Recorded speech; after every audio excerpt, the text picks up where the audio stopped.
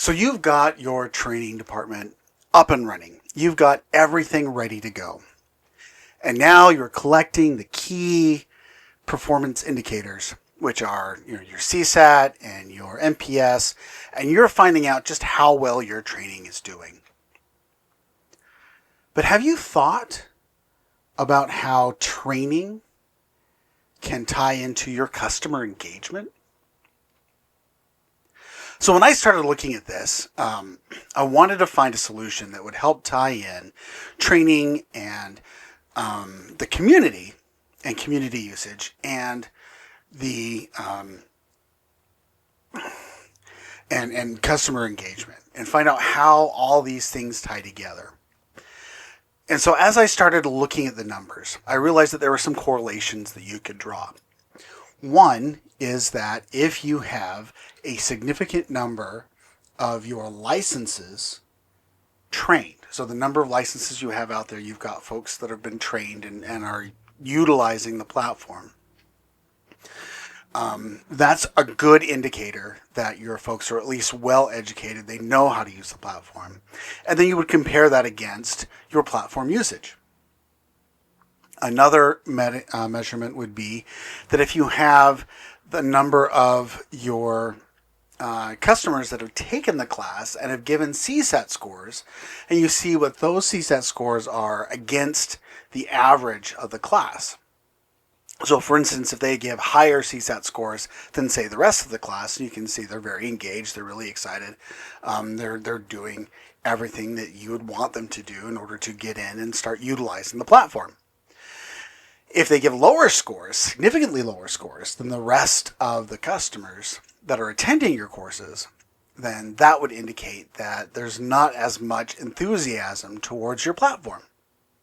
And so you would want to, as a customer success organization, engage those customers a bit more and find out what it is that's really drawing them in or out of the platform. And then finally, if you tie this to community, so a natural progression of training is to go into a larger community and start working in a social learning environment. And that is that they will start sharing stories and top tips and tricks and everything like that that works in really, really well with your platform, what they do in their job, and it's a really good way of engaging people beyond the classroom.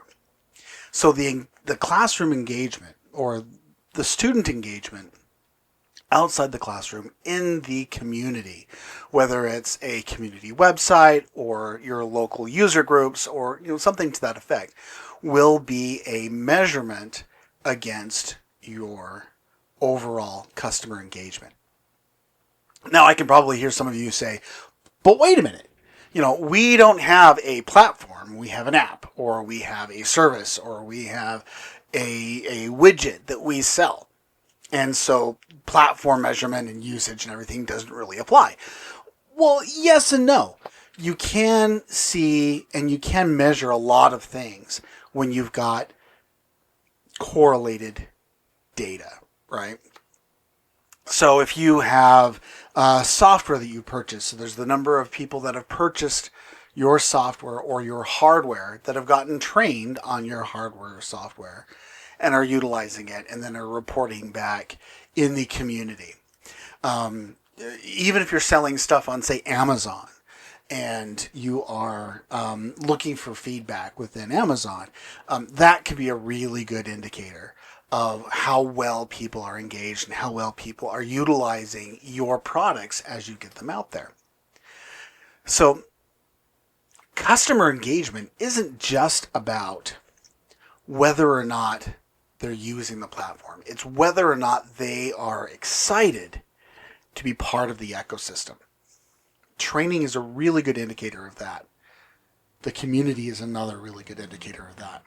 If you're not measuring training completion, certifications, if you have them, and community involvement as part of your customer health measurement, maybe you should. Hopefully this was good information and it was very helpful for you. If you have any questions or comments, please put them down in the comments. I'd love to see them. And if you like what you're seeing, please click like and subscribe. and enjoy your learning journey.